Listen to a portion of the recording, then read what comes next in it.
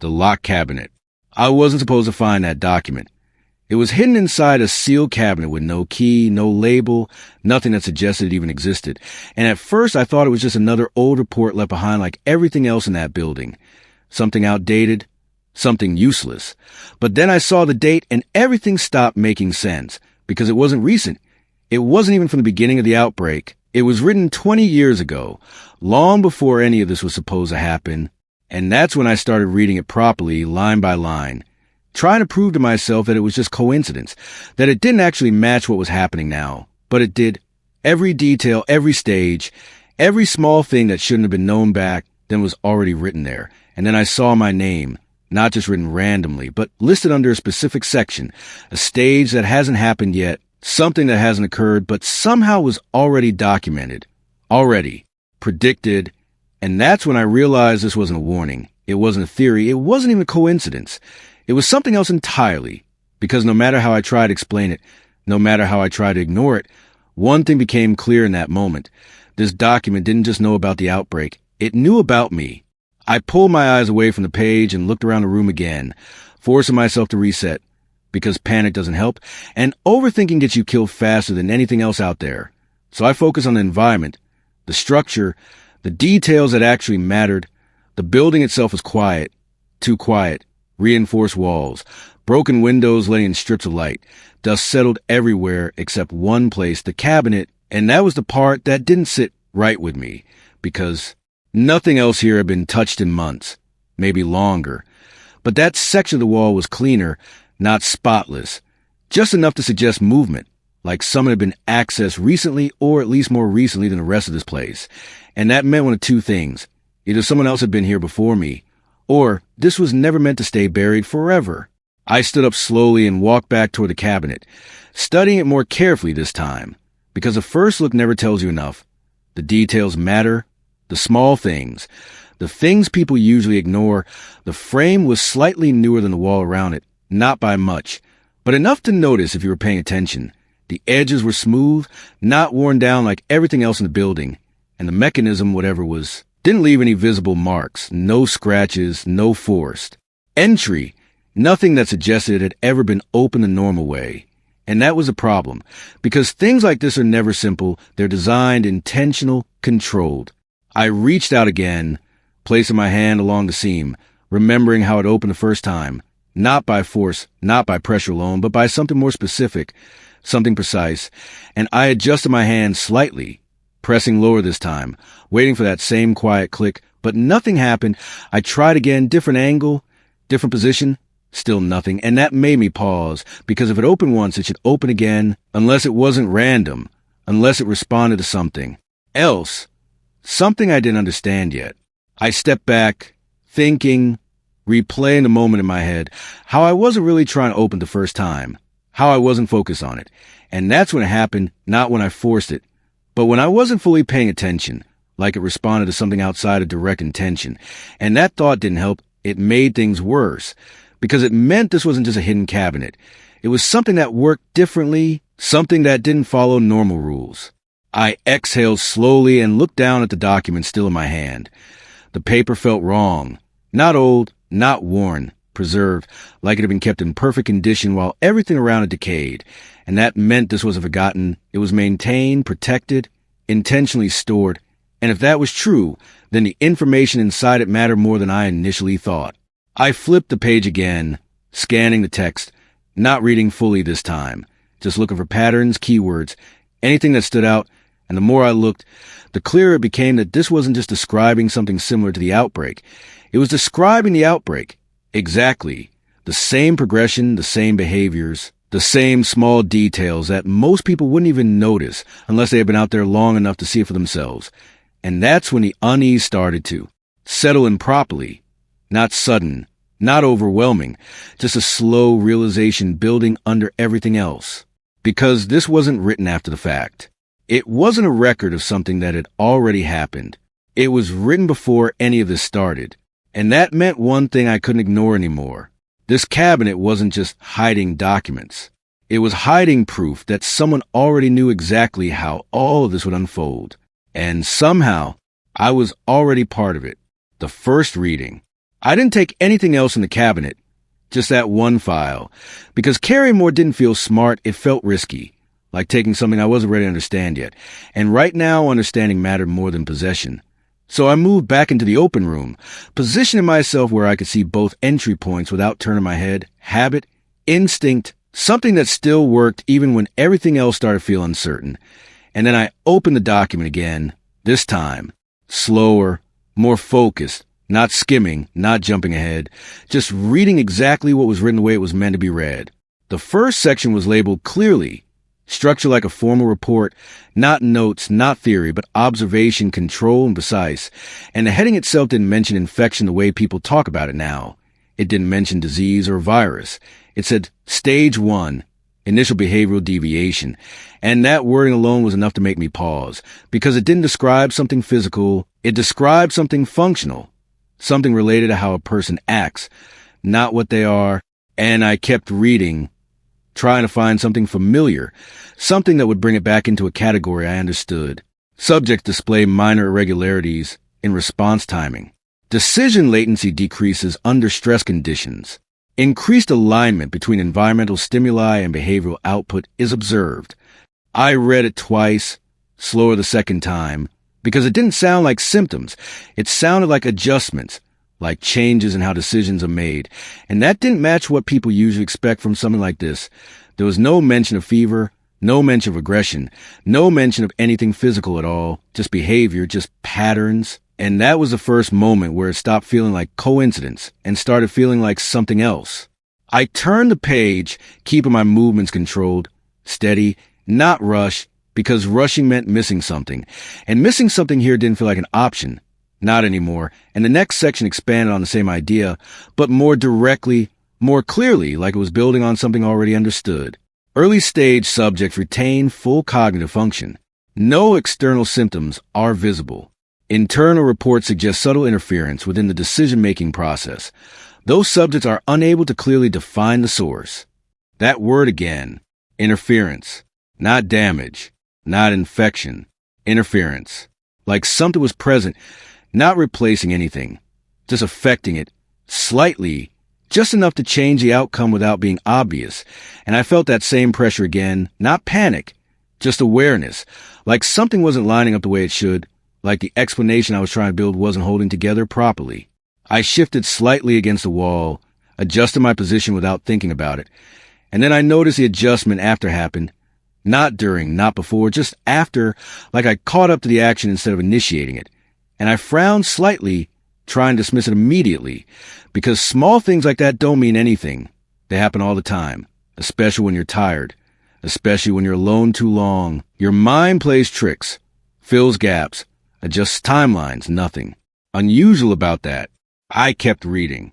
Subjects often rationalize anomalies as stress-related responses. This contributes to delayed recognition of progression. That made sense. Too much sense. Because that's exactly what I was doing. Right now, I flipped to the next page, slower this time, more careful, because now I wasn't just reading, I was comparing, matching what was written to what I had experienced, looking for overlap, looking for anything that confirmed or denied what this was suggesting. Subjects may experience inconsistencies in short-term memory. These are typically dismissed or reinterpreted to maintain cognitive stability. I stopped completely because that wasn't general anymore.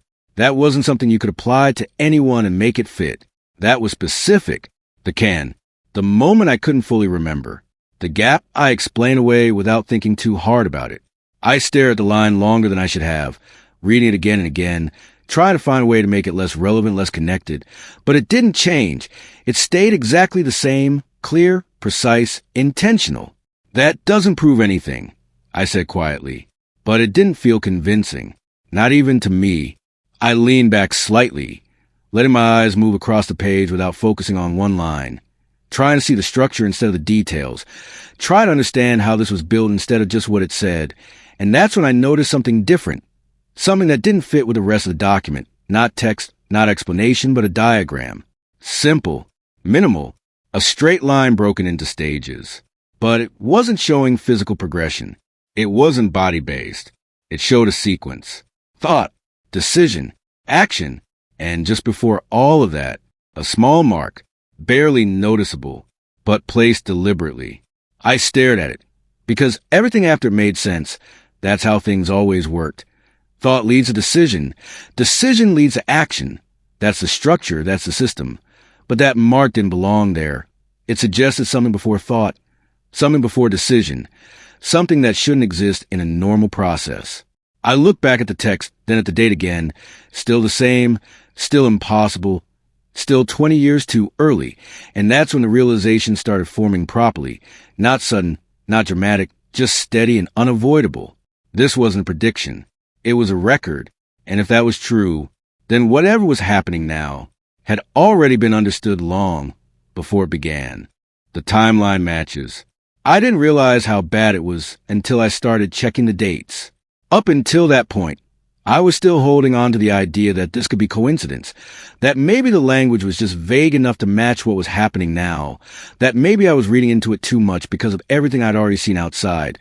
But that thought didn't last long, not once I started comparing the document to actual events, because the moment I did that, the pattern stopped being general and became exact. The first entry in the timeline was labeled clearly, structured the same way as everything else, clean, precise, and it described the initial spread, not as chaos, not as sudden collapse, but as something controlled, gradual, almost invisible in the beginning. Isolated cases, minor behavioral changes, nothing that would trigger immediate concern. And I frowned slightly as I read it, because that wasn't how people talk about the outbreak now. Everyone described it as sudden, unexpected, like it came out of nowhere, but this document didn't say that. It said the opposite. It said it started quietly.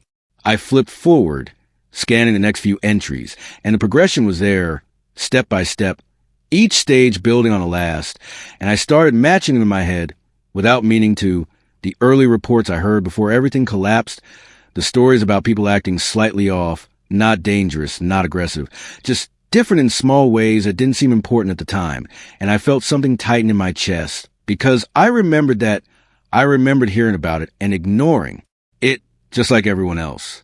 This is too close, I muttered, but I kept reading. The timeline moved forward, describing escalation, not in terms of infection spreading rapidly, but in terms of behavior becoming more aligned, more predictable, more structured. And that wording stood out again, because it wasn't describing randomness. It was describing order, like whatever this was. It didn't break systems. It replaced them. I flipped to the next section. Dates. Specific ones. Not ranges. Not estimates. Exact. I checked the first one against what I remembered. It matched. Not roughly. Exactly. The day things started feeling off. The day people stopped reacting the way they should. The day something shifted. Even if no one could explain it yet. I felt my grip tighten on the page. No, I said quietly. That didn't mean anything on its own. One date could be coincidence. Even two, but not all of them. I kept going.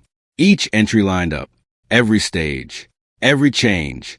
Every point where things escalated from something manageable into something that couldn't be controlled anymore. And the worst part wasn't just that it matched. It was that it described things before they happened. Events I hadn't experienced yet. Stages I hadn't seen. But based on everything so far, I knew they were coming. You're reading ahead, I said under my breath. I stopped because that was a mistake. If this document was accurate, then reading ahead didn't give me an advantage. It just showed me something I couldn't stop. I flipped back instead, to where I was, to what had already happened, trying to find something that didn't match, something that broke the pattern, something that proved this wasn't exact. But there was nothing. Every detail held, every line connected. And then I noticed something else. A small mark beside certain entries. Not all of them, just a few. At first, I thought it was just formatting, something used to separate sections or highlight important points. But the more I looked at it, the more it felt intentional, like those entries mattered more than the others. I followed the marks down the timeline. First one, the initial deviation. Second, the first recorded memory inconsistency. Third, a shift in decision patterns. My chest tightened because those weren't global events. Those weren't things everyone would notice. Those were personal. I went back to the second mark. Read the entry again. Subject begins to experience inconsistencies in short-term recall.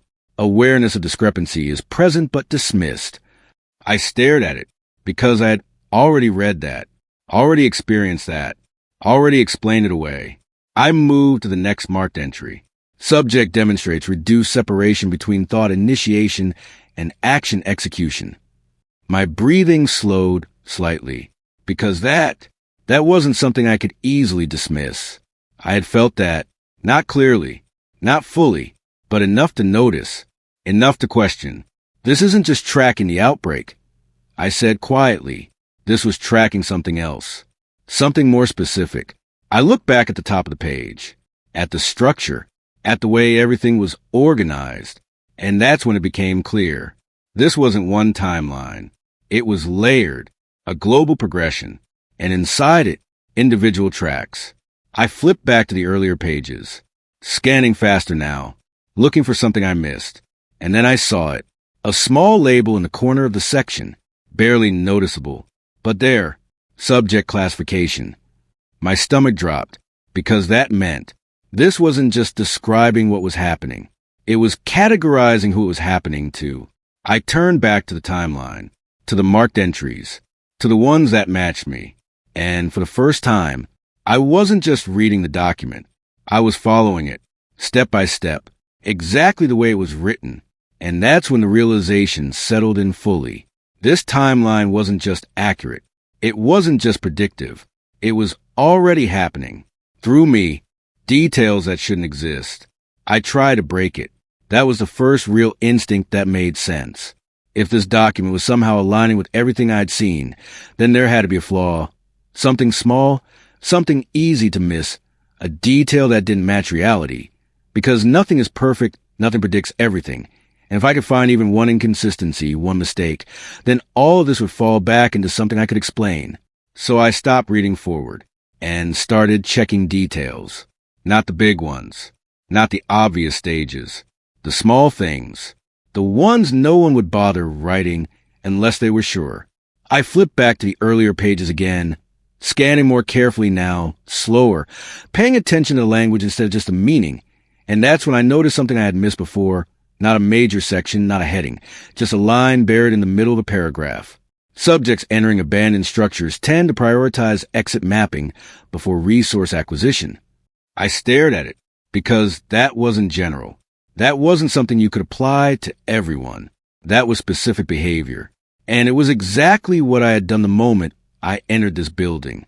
Not because I read it, not because I was told to, because it's how I always move. Careful, controlled, check exits first, then everything else. That doesn't mean anything, I muttered, but it didn't feel like nothing.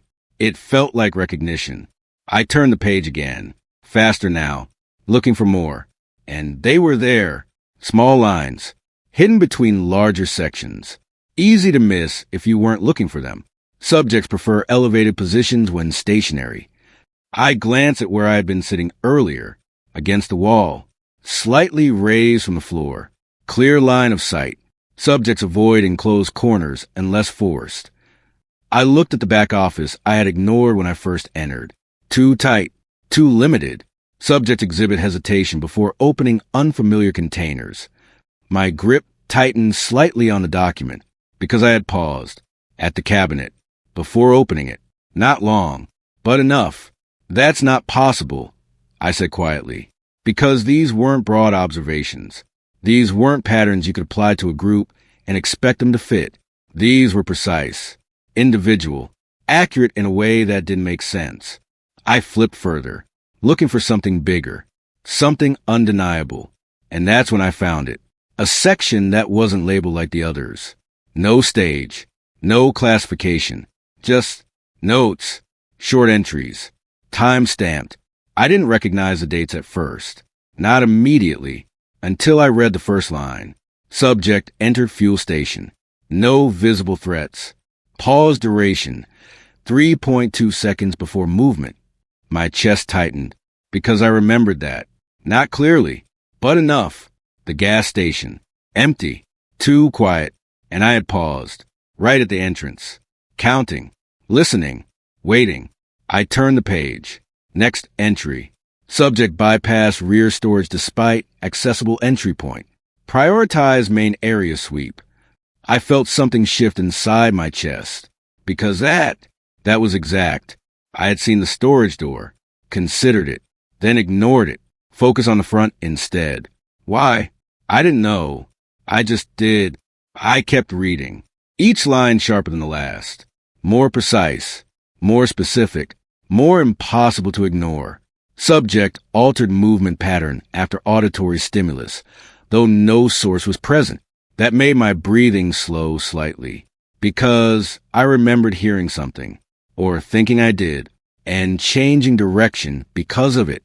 Even though nothing was there, I lowered the document slightly, staring at nothing, because this wasn't prediction anymore. This wasn't theory. This wasn't even observation from a distance. This was tracking, real-time, detailed, accurate beyond anything I could explain. "You're being watched," I said quietly. But even as I said it, it didn't feel right, because watching implies delay, distance, a gap between action and observation. This didn't have that. This was immediate, precise down to seconds, down to choices, down to thoughts that barely formed.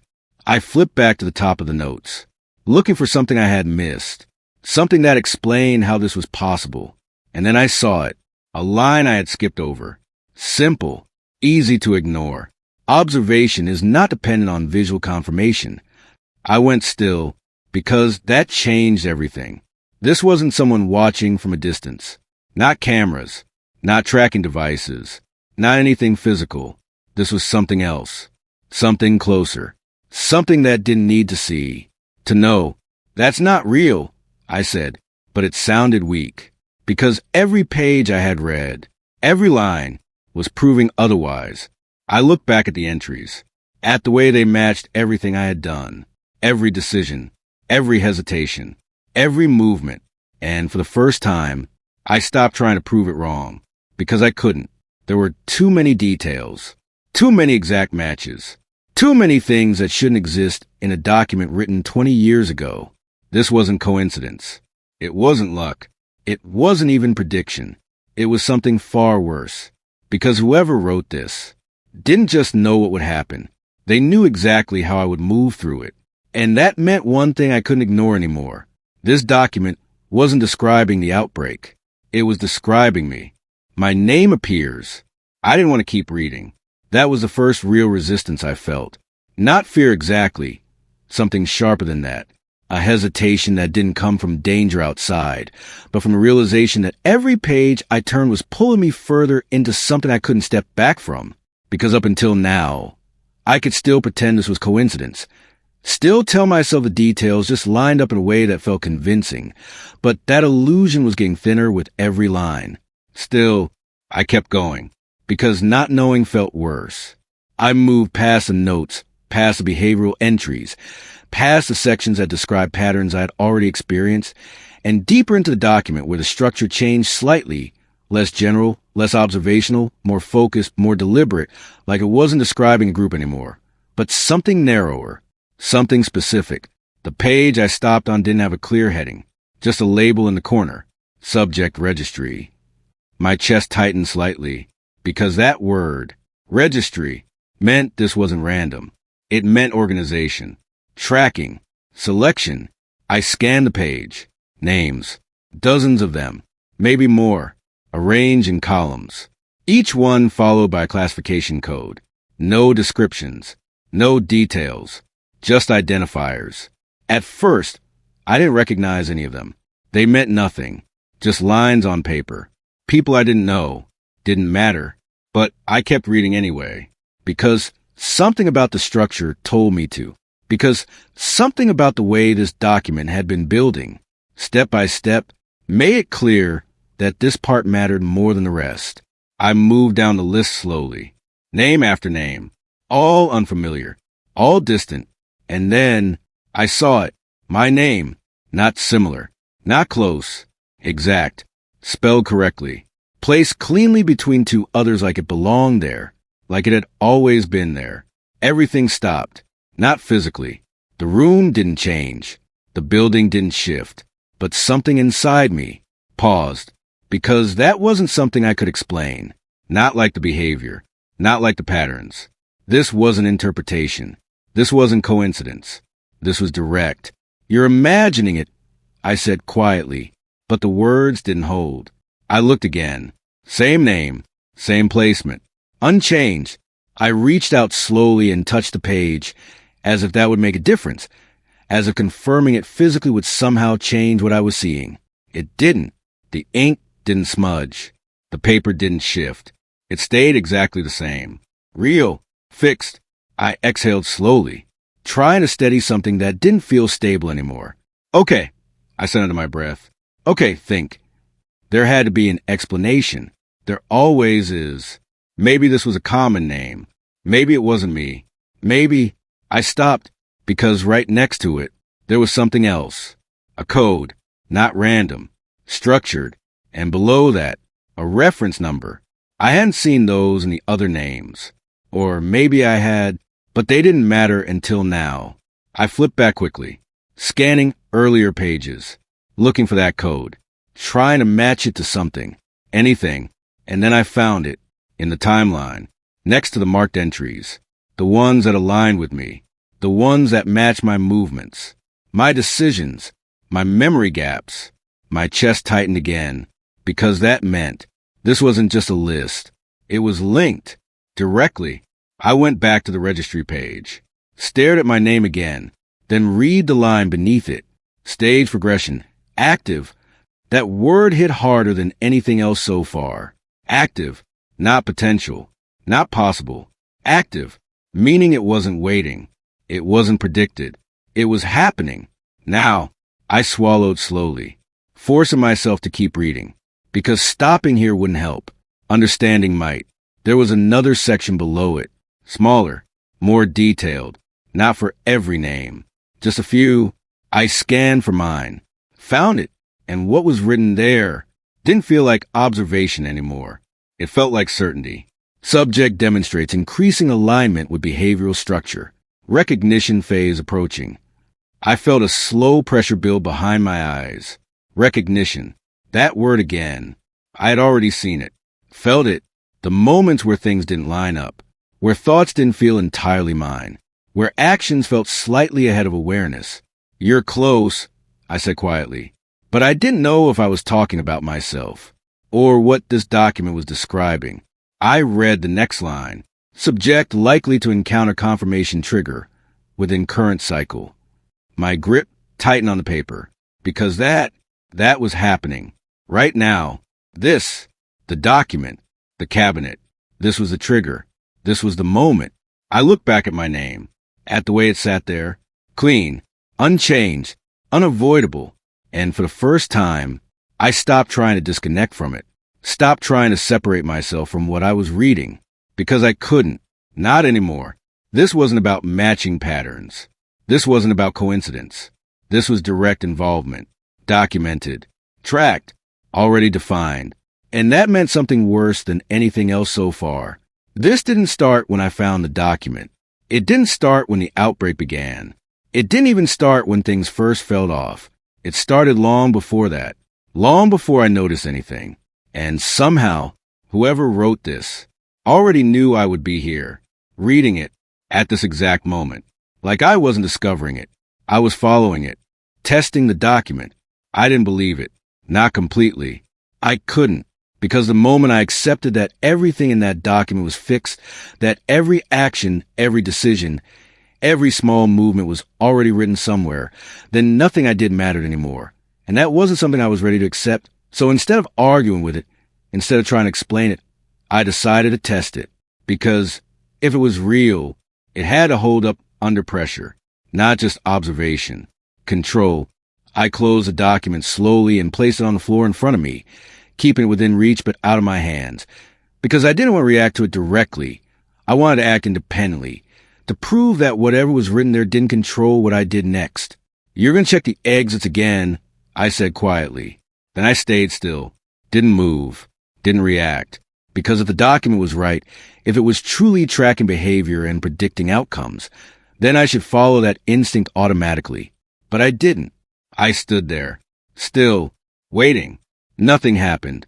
A small sense of control returned. Good. I muttered, that's already wrong. I took a step forward, then stopped, because that step, I hadn't planned it. Not fully. It just happened. I frowned slightly. That didn't mean anything. Just habit. Just movement. I adjusted my stance again. Slower this time. Deliberate. Then I spoke out loud. I'm going to sit down. And I didn't. I stayed standing.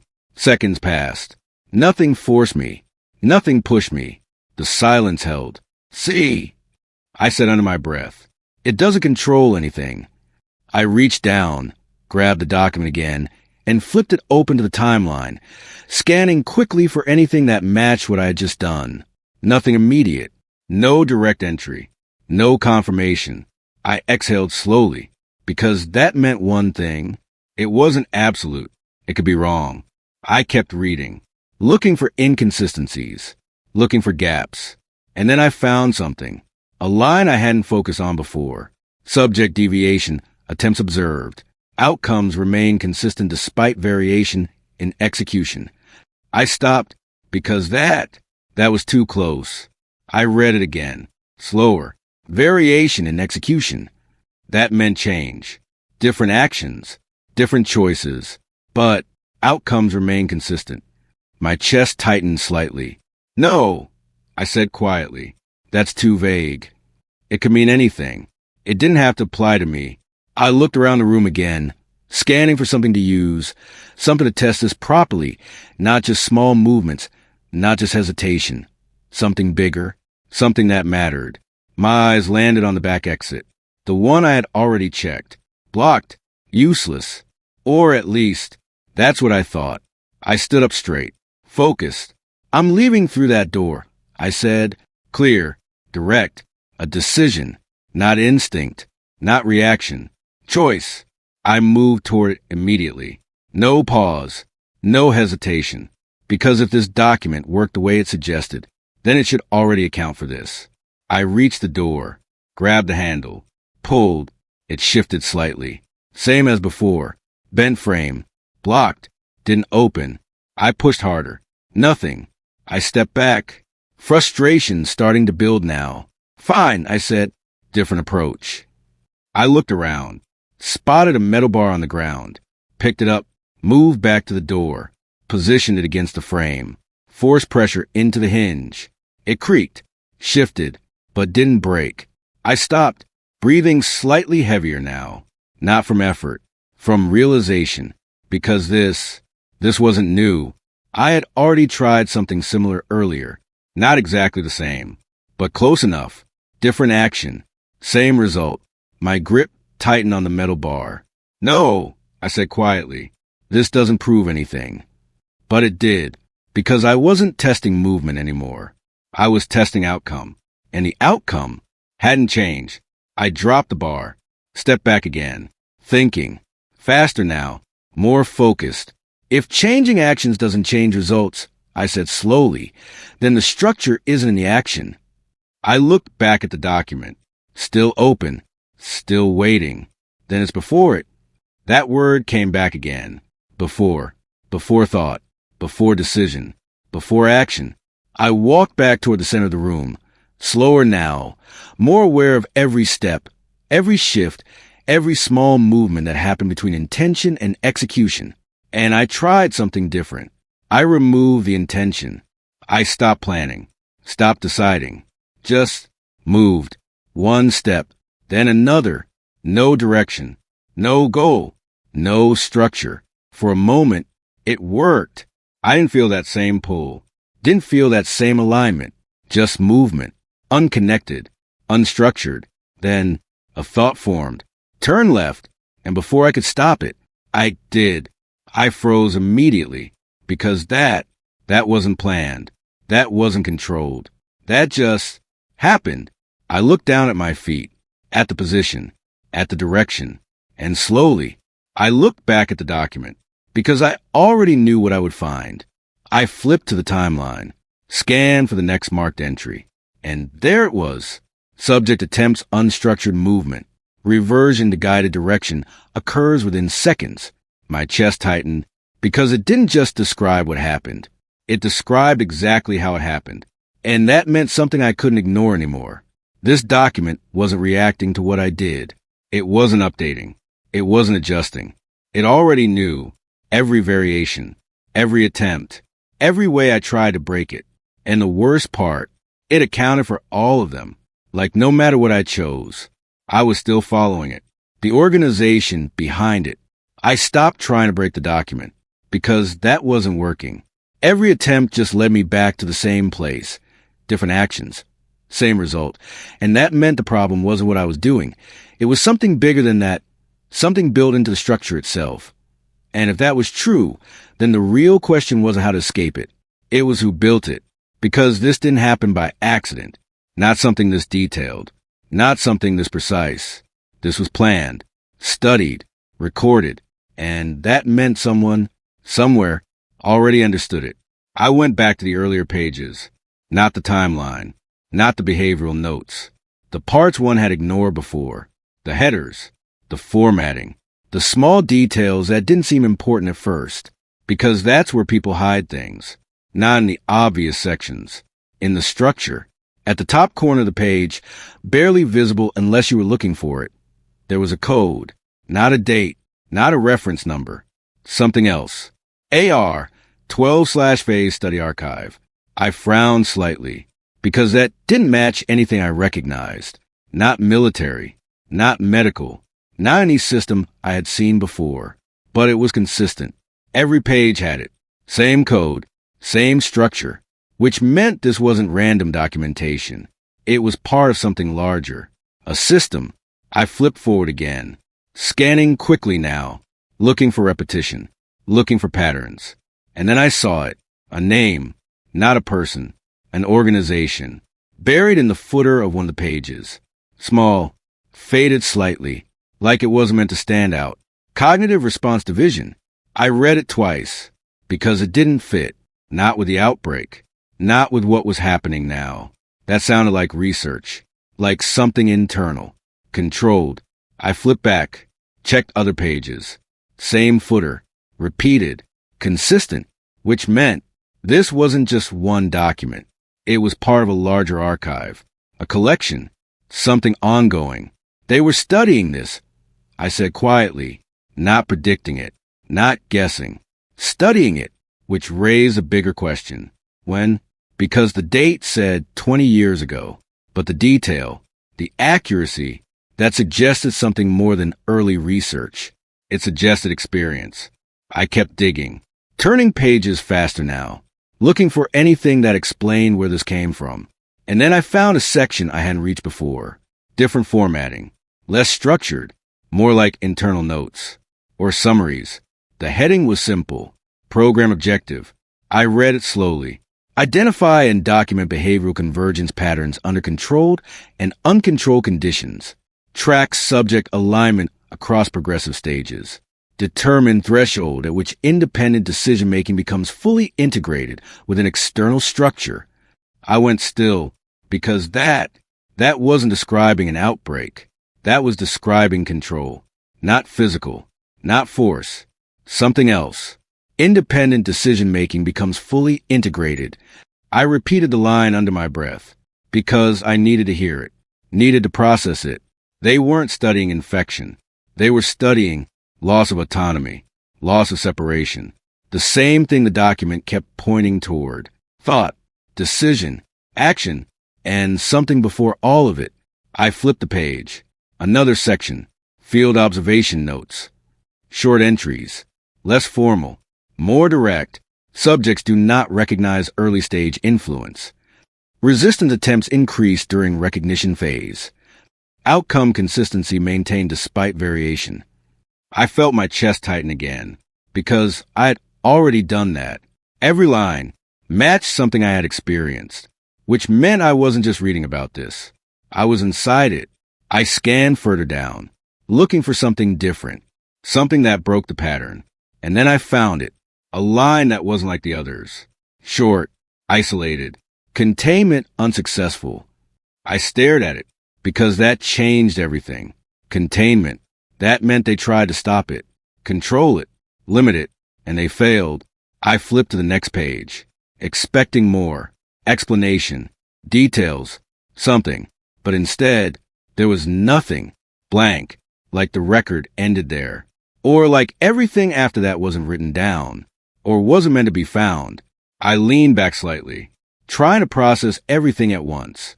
The organization, the research, the objective, the failure. Because this wasn't just a document predicting the outbreak. This was proof that someone had already seen it, studied it, tried to control it, and couldn't, which meant whatever this was, it wasn't new. It didn't start now. It didn't even start 20 years ago. That was just when they noticed it. And if they couldn't contain it, if they couldn't stop it with all the information they had, then what chance did I have? I looked down at the document again, at the pages, at the structure, at the way everything connected. And one thought settled in, clear and unavoidable. This wasn't a warning left behind to stop what was coming. It was a record of something that had already gone too far, not a prediction. I kept staring at the word containment, because that was the point where everything shifted. Up until now, I could still pretend this document was about prediction, about foresight, about someone seeing patterns early and writing them down before they became obvious. But containment meant something else. It meant they weren't guessing. They were reacting, responding to something that was already happening, something they were trying to control, and they failed, which meant all of this, was never theoretical. It already existed, long before the outbreak. I went back to the timeline again, but this time I didn't read it as a sequence of events. I read it as a process, something that didn't move forward randomly, but followed a structure, a system that stayed consistent no matter where or when it appeared. Because if this wasn't prediction, then it had to be repetition. I scanned the dates again, slowly, carefully, and that's when I noticed something I hadn't seen before. They weren't just specific. They were aligned, not just with what was happening now, but with each other. Intervals, gaps, consistent spacing between stages. Not exact days, but patterns. I traced it with my finger across the page, from one stage to the next, mapping it out without thinking about it consciously. And the more I followed it, the clearer it became. This wasn't a timeline of events. It was a cycle, a structure that repeated itself. The same stages, the same transitions, the same progression from awareness to alignment. And if that was true, then this document wasn't predicting the future. It was describing something that had already happened before, maybe more than once. This isn't new, I said quietly. The words felt different this time, heavier, because they carried something I couldn't ignore anymore. I flipped back to the earlier sections again, looking for anything that supported that idea, anything that confirmed this wasn't a one-time event. And that's when I noticed the wording more carefully. Not will occur, not expected, not even possible. It was always observed, recorded, consistent, past tense. Every time I exhaled slowly, because that changed everything. If this was observation, then there had to be earlier data, earlier cases, earlier cycles. And that meant this document wasn't beginning. It was just one record in a series. I flipped through the pages faster now, scanning for anything that hinted at previous iterations, and then I found it. A reference line, small, easy to miss, cross-cycle consistency, maintained across prior datasets. I froze, because that wasn't vague. That wasn't something you could misinterpret. Prior datasets, plural, more than one. I read it again, then again, because I needed to be sure, needed to confirm I wasn't filling in gaps that weren't there. But the words didn't change. They stayed exactly the same. Clear, deliberate, unavoidable. There were others, I said quietly. Not people, not just subjects. Cycles, iterations, entire sequences of this happening before. And that meant something worse than anything else so far. This outbreak wasn't the first. I felt a slow pressure build in my chest. Not panic, not yet, something heavier. Because if this had happened before, then it had reached this point before. The same stages, the same progression, the same loss of control. And if that was true, then whatever came next, had also already happened. I looked back at the diagram, at the structure, thought, decision, action, and that mark before it, the part that didn't belong, the part that everything else depended on. This is a starting point, I said, not the infection, not the spread. That moment before thought, before decision, before anything I could control. Because if that was where it began, then everything after was just outcome. I leaned back slightly against the wall, letting the realization settle fully. Because this wasn't something I could stop by changing behavior. It wasn't something I could escape by moving somewhere else. It wasn't even something I could fight, because it didn't operate at that level. It didn't affect the body first. It affected the process, the structure of how decisions happened. And once that changed, everything else followed. You can't predict it because it's already built in, I said quietly. That felt right, more than anything else so far, because it explained why every variation led to the same result, why every attempt to break the pattern failed, why everything still aligned no matter what I did. This wasn't prediction. It was inevitability, a system that didn't need to know what I would choose, because it already defined how I chose. I looked back at the timeline one more time, not as something ahead of me, not as something I could avoid, but as something I was already moving through, step by step, exactly as it was written. And for the first time, I understood what the document really was. Not a warning, not a guide, not even a record. It was proof that this wasn't random, proof that it wasn't new, proof that whatever was happening was part of something that had already been completed before. And that meant one thing I couldn't ignore anymore. This didn't need to be predicted, because it had already happened more than once. The real mechanism. I stopped looking at the document as information and started looking at it as a system, because that's what it was. Not just pages, not just records, not just observations written down and stored away, but something structured, something that followed rules I hadn't fully understood yet. And once I shifted my perspective, once I stopped asking what it said and started asking how it worked, everything changed. This wasn't about infection, not in the way people thought. There was no mention of virus spread in the early stages, no biological breakdown, no physical transformation, nothing that explained the behavior through damage or disease. And that alone was enough to separate this from everything else I had seen.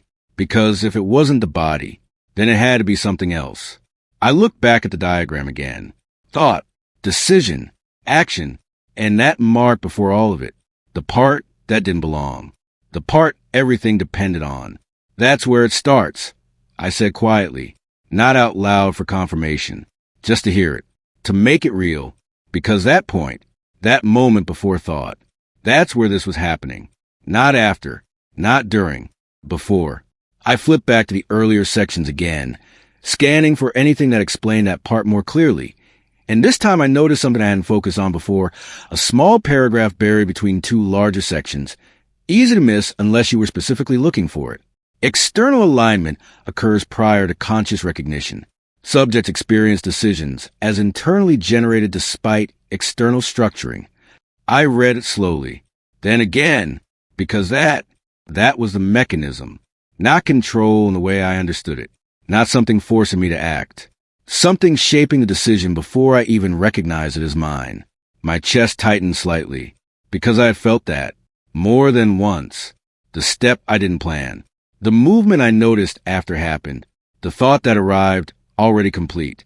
That's not control, I said quietly, but even as I said it, I knew that wasn't true. It was control, just not direct, not obvious. It didn't override anything. It worked within it. I stood up slowly, moving without rushing, trying to isolate the moment between thought and action, trying to feel it clearly, to understand where one ended and the other began. And for a second, I could almost see it. That gap, that split-second space where something formed before I caught it. And then it was gone, because it always was. Too fast, too close, too integrated. You don't notice it because it feels like you. I said, that line stayed with me, because that was the key. This wasn't external, in a way I could separate. It didn't feel foreign. It didn't feel imposed. It felt natural, which made it invisible. I looked back at the document again, at the way everything was structured, at the way every stage built on the last. And that's when it became clear. The outbreak wasn't the cause. It was a result, the visible part, the part people could see and react to. But the real change, the real mechanism, happened before that, in the process itself, in how decisions formed, in how actions followed. I flipped forward again, looking for the later stages, the ones I hadn't focused on yet. And the language changed slightly, less about observation, more about outcome. Subjects exhibit complete behavioral alignment, independent deviation no longer observed. I felt a slow pressure build in my chest, because that wasn't describing infection. That was describing loss, not of movement, not of awareness, of independence. I read the next line. Subject identity remains functional, but is no longer isolated from system structure. That didn't make sense at first, until I thought about it differently. Not losing identity, not becoming something else, just not separate anymore, integrated, connected, part of the same system. I stepped back slightly, because that was worse, much worse, because it meant this wasn't about turning into something. It was about becoming part of something, without realizing it, without resisting it, without even noticing when it happened. You don't lose control, I said quietly.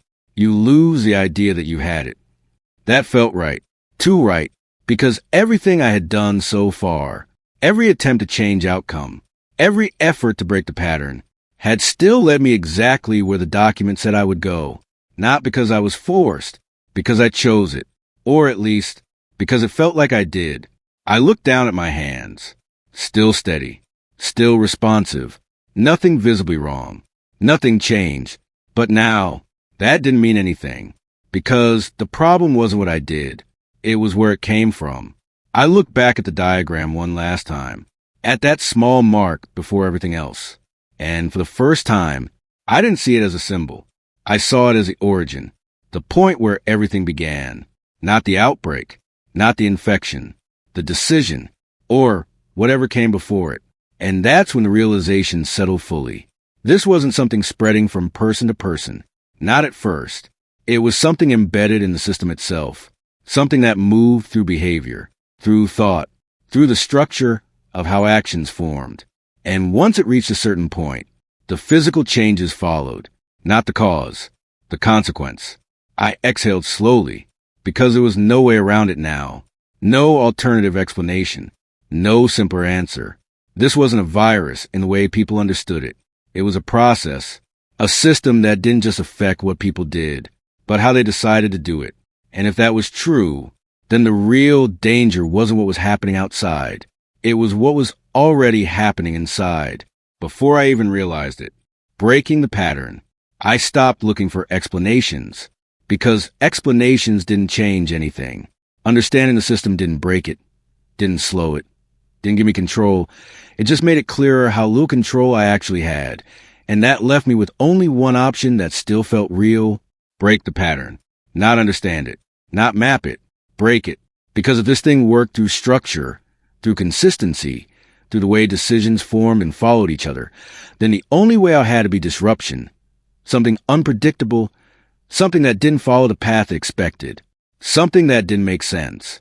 You can't follow structure if there isn't one, I said quietly.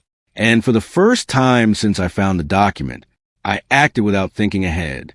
I turned sharply and walked in a direction that had no purpose, no goal, no logic behind it. Not toward an exit, not toward supplies, not even toward safety, just movement for the sake of movement. Fast and slow, then stopping mid-step, changing direction without reason, breaking every pattern I knew I usually followed. For a moment, it felt different, not controlled, not aligned, just random. This is it, I muttered. This should break it. I picked up a loose object on the floor, dropped it immediately, turned again, moved toward a wall, then stopped before reaching it, reversed direction halfway. Anything that didn't follow logic, anything that couldn't be predicted, because prediction requires structure, and I was removing it, or at least, I thought I was. I slowed down, stopped completely, breathing steady, waiting.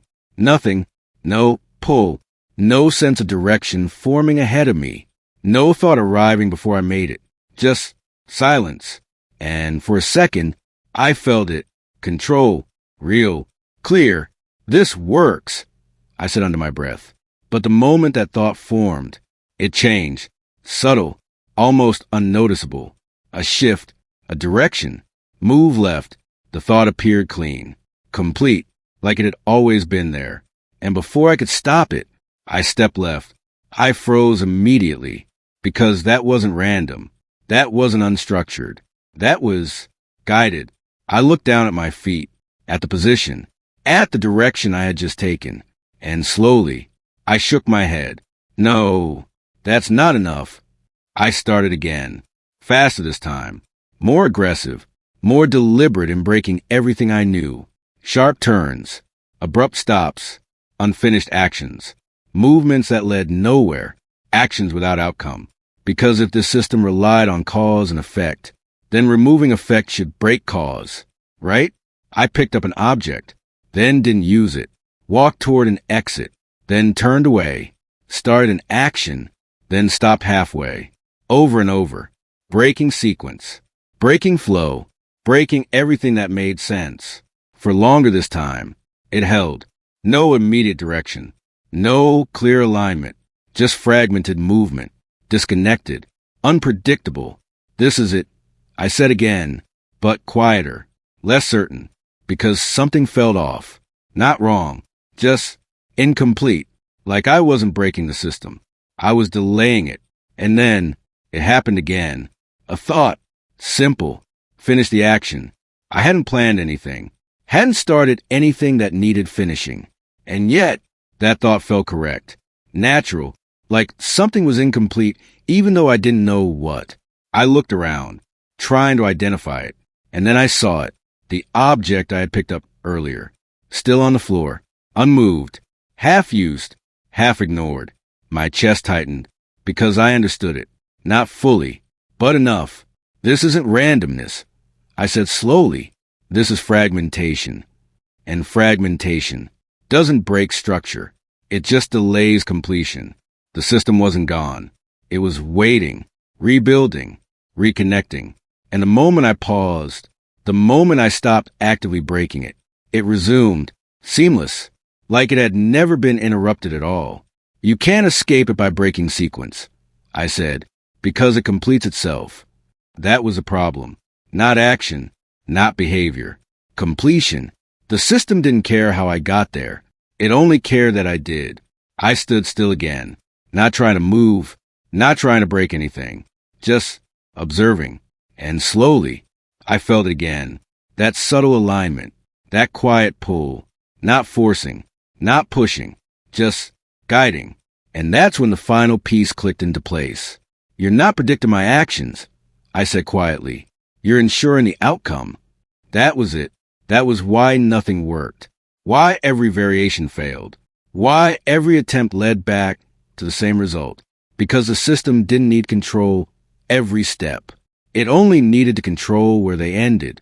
And no matter how I moved, no matter how I tried to break it, I was still moving toward the same point, which meant breaking the pattern was never an option, because the pattern wasn't in the movement, it was in the destination.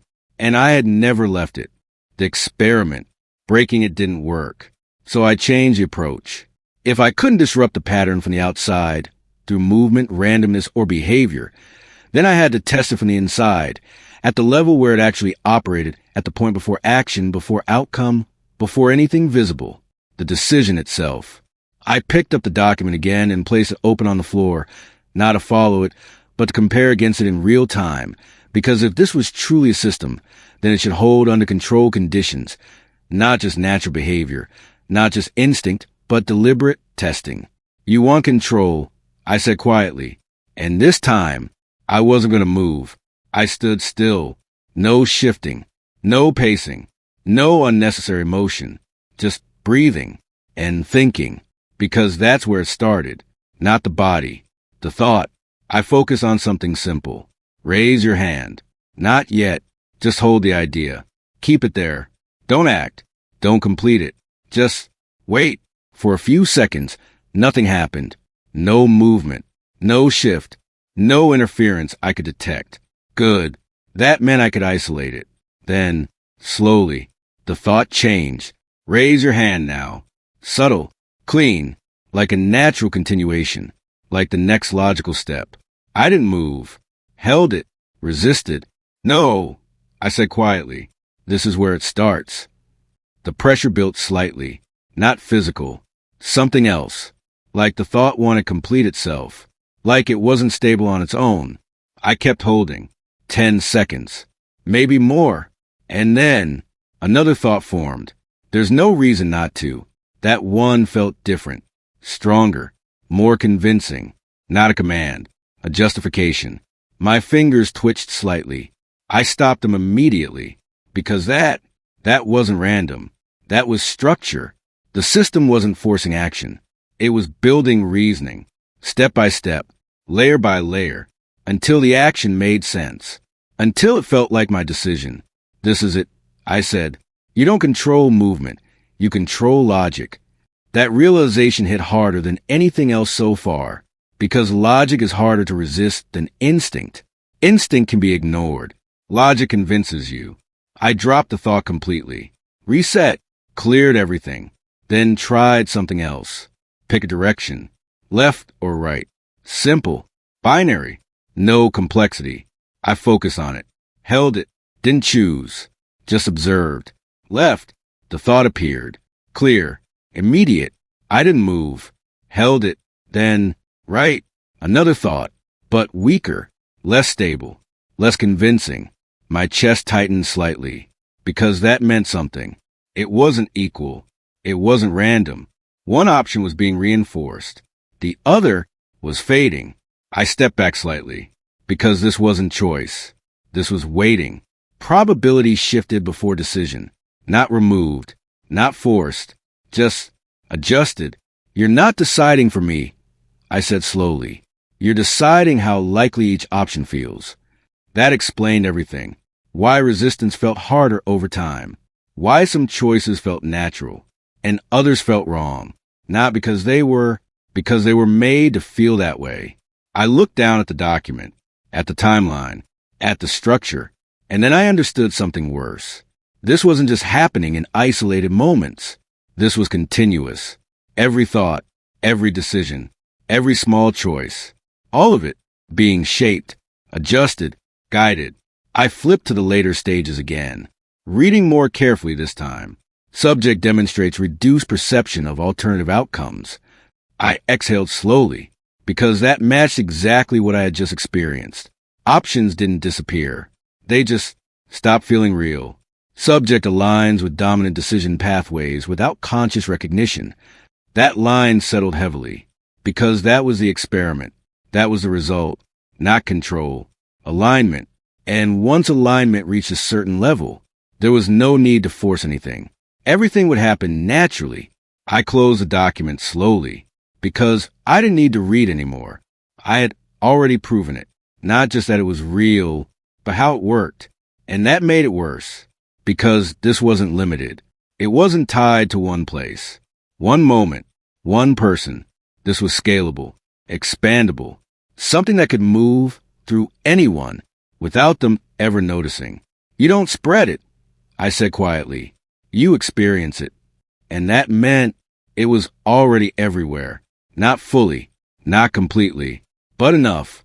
Enough to start, enough to grow, enough to reach a point where resistance stopped matching. I looked around the room again. Same walls, same silence. Nothing visibly different. But now, everything felt different. Because I wasn't testing something external anymore. I was testing the process inside my own head, and the result was clear. I wasn't losing control all at once. I was losing it gradually, one decision at a time. And the worst part was that it still felt like mine. The breaking point. I should have stopped there. That was the point where everything still made sense in controlled way, where the system was clear, the mechanism was defined, and I could still observe it without being completely inside it. But I didn't stop, because understanding something like this is enough. Not when it's already happening. Not when it's already affecting you. And the only thing worse than not knowing is knowing halfway. So I went back to the document, not to confirm anything, to push it further, because there had to be a limit, something it couldn't reach, something it didn't have access to, something that was still mine. I flipped to the later sections, the ones I hadn't fully read yet, the ones that described progression beyond where I thought I was. And for a moment, I hesitated, because the structure changed again. Less clinical, less detached, more direct, like it wasn't just observation anymore. It was expectation. You're going to see something you don't want to accept, I said quietly. Then I kept reading. Recognition phase. Subject becomes aware of external structuring. Resistance increases. Cognitive dissonance peaks. I nodded slightly. That tracked. That was where I was. Aware. Resisting. Trying to separate what was mine from what wasn't. I moved to the next line. Critical threshold occurs when subject encounters confirmation beyond behavioral patterns. I frowned, because that was vague. Too vague. What does that mean? I muttered. I kept reading. And then, I found it. A subsection. Smaller. Isolated. Not labeled as a stage. Just personal trigger. My chest tightened slightly, because that felt different. More specific. More targeted. I scanned the first line. Subject will encounter a memory inconsistency that cannot be rationalized. I froze, because that was already happening. The gaps, the moments I couldn't fully explain.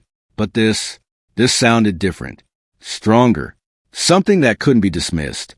I read the next line. Subject will attempt to reconstruct the memory. Reconstruction will fail. My grip tightened on the page. Because that wasn't prediction. That was a setup, a sequence, something that led somewhere. And then I saw the next entry, the one that changed everything. Subject encountered secondary presence prior to recognition phase. Memory suppressed to maintain stability. My vision narrowed slightly, because I didn't understand that. Not fully. Secondary presence.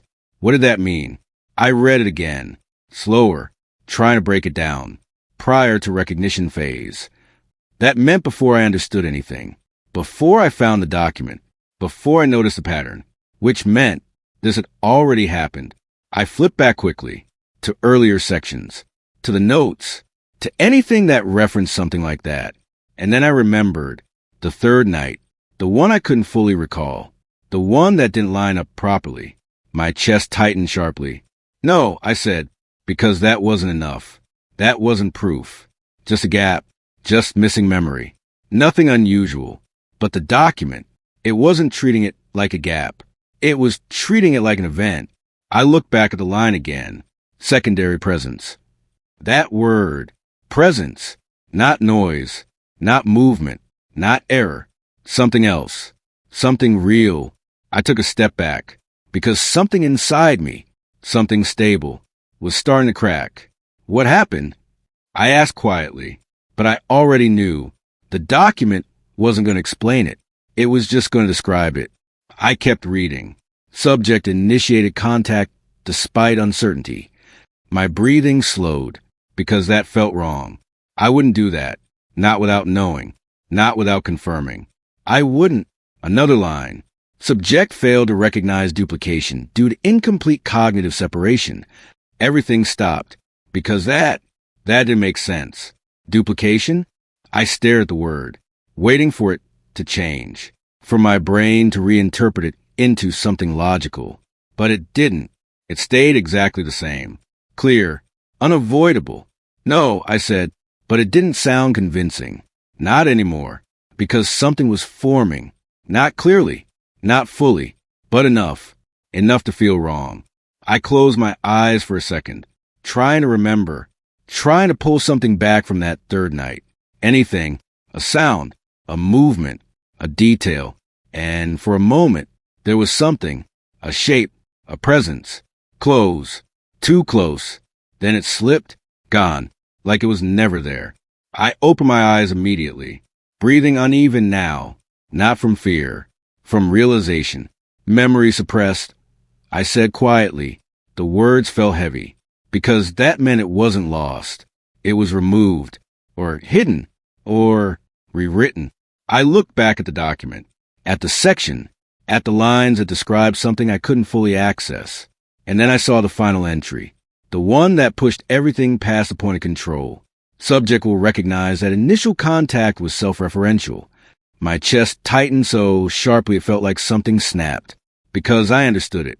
Not completely, but enough. Enough to know what it meant. This isn't about something else, I said slowly. This is about me. The room felt different, not physically, but in the way everything aligned, in the way every detail connected. Because if that line was true, if that interpretation was even close, then that presence, that moment, that memory I couldn't access, wasn't external. It wasn't something separate. It was me, or something connected to me. Something I didn't recognize. Something I couldn't process at the time. And so I didn't. I suppressed it. I removed it because it didn't fit, because it didn't make sense, because it broke something I needed to stay intact. And now I was reading it, line by line, exactly as it was written, exactly as it happened. And that's when the final realization hit. Not sudden, not explosive, just clear. This wasn't building towards something. It had already happened, before I understood it, before I noticed anything, before I had a chance to stop it. And that meant whatever I did next wasn't going to change anything, because the breaking point was already behind me. The decision, I didn't move right away, not because I didn't know what to do, but because I knew exactly what it meant. This wasn't a choice between options. It wasn't about survival or logic or even understanding anymore. It was about proving something. Something I wasn't even sure still existed. Control. Real control. Not the kind shaped by probabilities. Not the kind guided by invisible structure. Not the kind that felt like mine but wasn't. Actual choice. And the problem was, I didn't know if that was still possible. You're at the point where it matters, I said quietly. The words felt heavier than anything I had said before, because this wasn't theory. This wasn't testing. This was a line. The moment where whatever I did next would confirm something I couldn't take back. I looked down at the document. Still open. Still waiting. Every line I had read, every stage I had followed, led here, to this, the point where action defined outcome. But if the system worked the way I understood it, then even this was already accounted for. That means it doesn't matter what I choose, I said, but even as I said it, something inside me pushed back, because if that was true, then there was nothing left, no resistance, no deviation, no meaning, and I wasn't ready to accept that, not yet. So I decided to do something different, not random, not reactive, not influenced, something intentional, something I would hold on to fully. Something I would define before anything else could. I'm going to choose something that makes no sense, I said slowly. Not because it leads somewhere, but because I decide it does. I stood still, focused, cleared everything else out. No movement, no reaction, just decision. I looked at the document again, at the timeline, at the progression, at the next marked entry. And then I closed it completely, folded it shut. Turn it face down, because whatever came next, I wasn't going to read it first. I wasn't going to let it define the action before I made it. That was the rule. That was the only condition that mattered now. Act first, understand later. I stepped away from it, slow, controlled, and then I stopped, because I felt it, that subtle alignment, that quiet pull, not strong, not forced, just present, waiting. Like it always was. I clenched my jaw slightly. No, I said under my breath. Not this time. I looked around the room. Not for exits. Not for supplies. Just anything. Something I hadn't already interacted with. Something outside the pattern. My eyes landed on a broken section of the wall. Not useful. Not important. Not relevant to survival. Good. That made it perfect. I took a step toward it. Then another, slow, measured, not rushed, because rushing meant falling back into structure. I reached out, paused, just before contact, because this was the moment, not the action, the decision, and I held it there, suspended, not completed, Because if I let it finish automatically, then nothing had changed.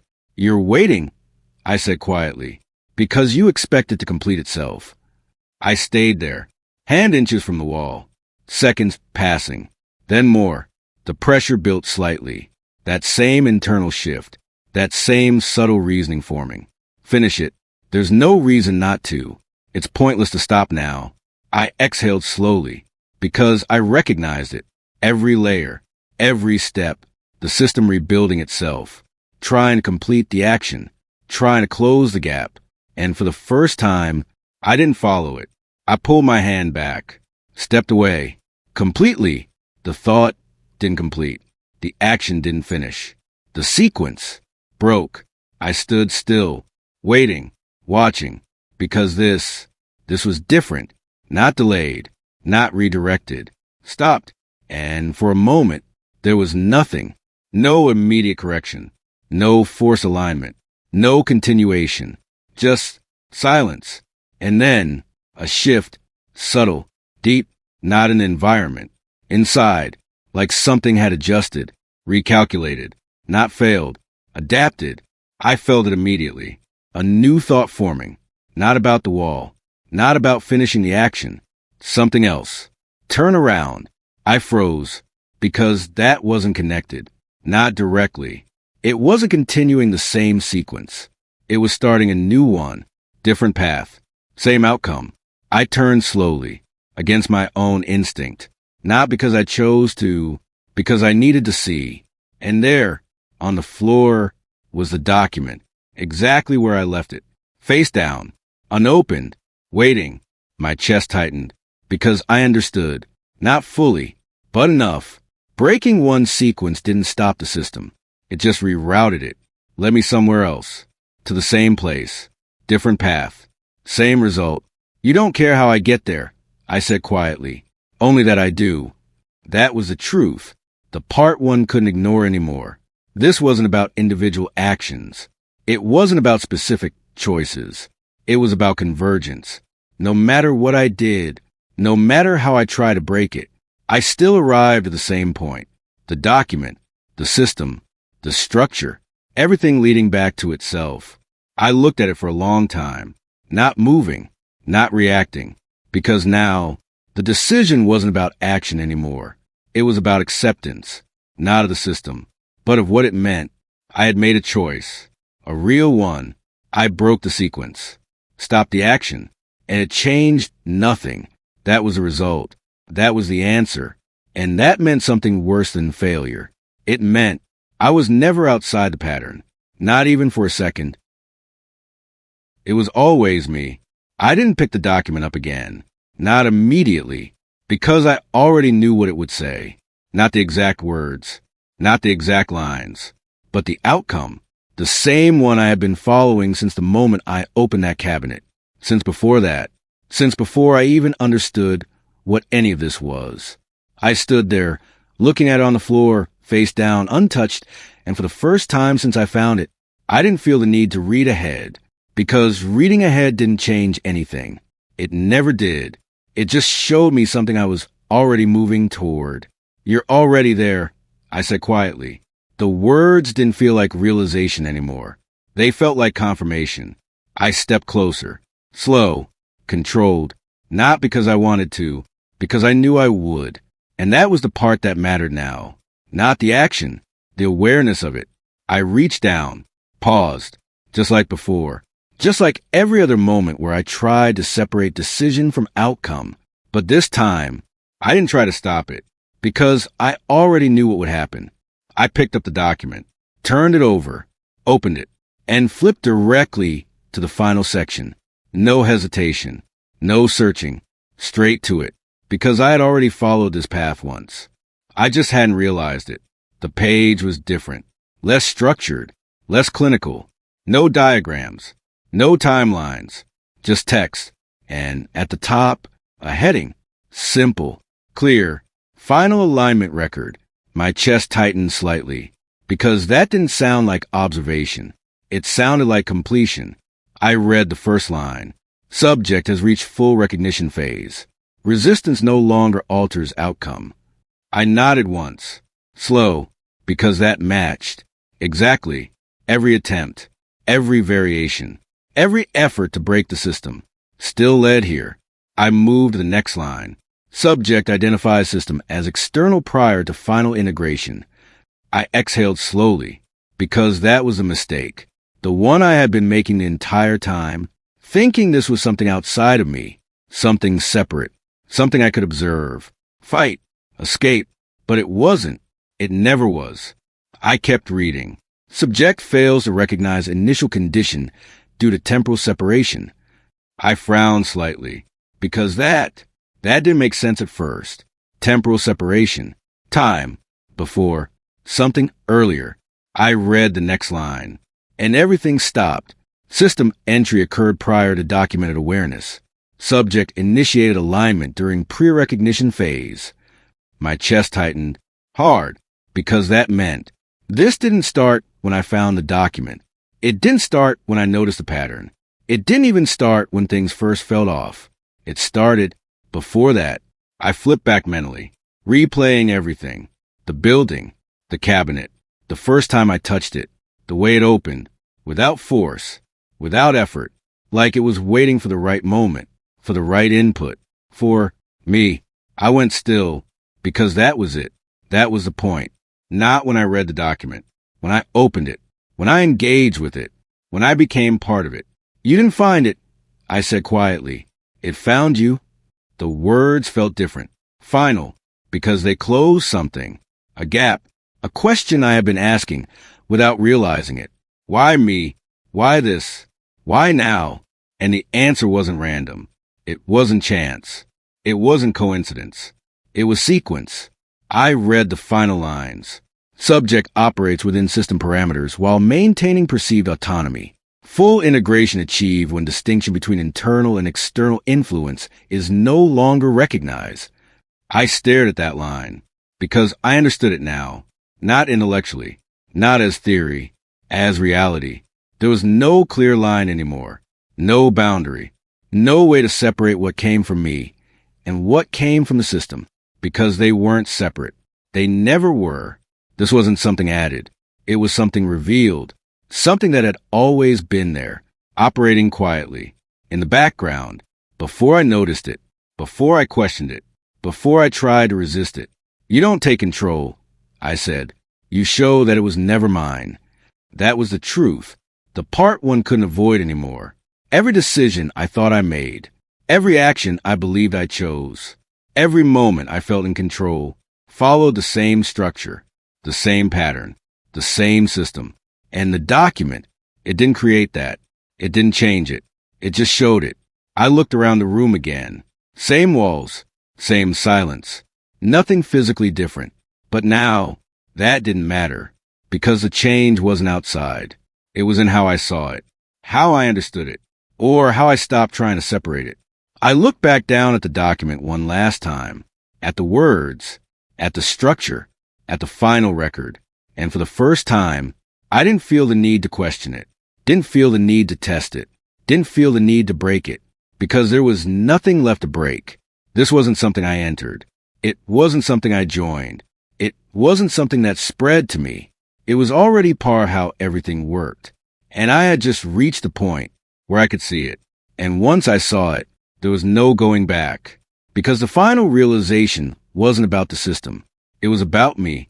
I wasn't inside it. I never was. It was inside me the entire time. I'm recording this in case anyone finds it later, because if you're hearing this, then you probably already noticed something doesn't feel right, not outside, but inside your own decisions, the small moments where thoughts arrive already formed, where actions feel natural but slightly ahead of you, and if that's happening, then you're already part of it. This isn't about survival anymore, not in the way we understood it. The infected aren't the beginning of this. They're the end result. What matters happens before that, in the space where decisions form. I tried to fight it, to break it, to prove that my choices were still mine, but every attempt led to the same place. It doesn't force you. It doesn't control you directly. It just removes the difference between what you choose and what was always going to happen. That's how it spreads. Quietly, naturally, You won't notice when it fully happens, because it will still feel like you. And if you've reached the point where you understand this, then it's already too late to stop it. And whatever you do next may feel like your decision, but it won't change where it leads.